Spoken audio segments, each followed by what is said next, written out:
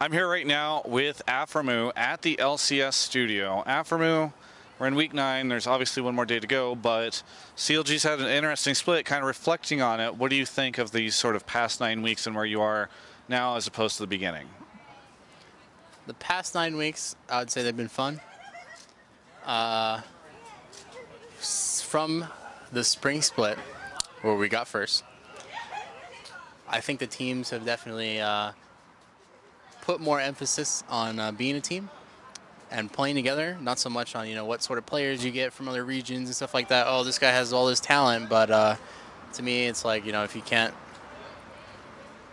make it work in the best way possible, there's like, all right, you just got a bunch of talent, and where do you go with that? So all the teams, I would say, definitely capitalized on that point specifically. And this split, every team is a lot stronger. So it's more important to have, cohesion, everybody working together on the same page than it is to just have a bunch of guys who are really good. So the past 9 weeks we played against TSM, Immortals, Cloud9. Who else is in playoffs? Apex. Team Liquid? Team Liquid's in playoffs? Yeah. Us. There's one more. I think, yeah, it's unsure who the final one is going to be, maybe. Oh, okay. Yeah, but all the teams got a lot better. So it's been fun, as I said. I feel like every CLG interview I do, who he shows up in the background and does something strange like he just did. Yeah. He's a very strange person.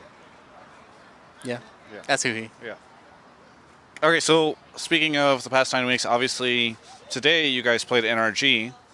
How was that match? Because I saw you running around. We were talking about this a little bit beforehand. You were running around as Soraka a lot, trying to avoid skill shots, always trying to avoid dying. What was it like for you in that game? The game 3. It wasn't fun.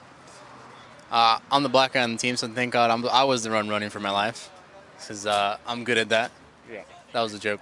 XD. Yeah, a little bit of a racial joke there. Yeah. Anyway, it wasn't fun for me, but the rest of my team had full reign to do whatever they wanted, because I was their only focus the entire game. And obviously a couple blunders early, but after that in team fights, all I had to do was just run and pray to God we get something good.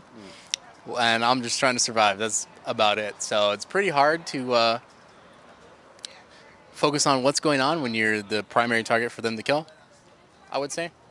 Especially as Soraka, because you want to stay alive and heal your team and stuff like that. But other than that, I was laughing the whole time, because I did absolutely nothing except run that game. And that was the first time, I built up my cardio in one of those games, so it's cool. Yeah. Just getting it going. Did you have your Pokemon Go running so you could hatch those eggs? I actually don't play Pokemon Go at all. So. And that's the end of this interview, I guess. We could just... No, I'm just kidding. All right, so why don't you play Pokemon Go? I never watched Pokemon when I was little. It was just uninteresting to me. I was more of a Yu-Gi-Oh! Digimon type of guy. Whoa, you were one of those guys. Yeah, one of those guys. Yeah. Whatever that is, Travis. Yeah. Well, I think everyone watching knows exactly what it is. Let's just be clear here. Hey, I wanted to ask you a question. I heard a rumor about some names on a Tournament Realm account. The CLG 80 carry and the TSM 80 carry. What are their names on the Tournament Realm account? Something to do with Peter Pang and Trevor Hayes. Yeah. Something like that. Yeah. But which person has which name? They swap often.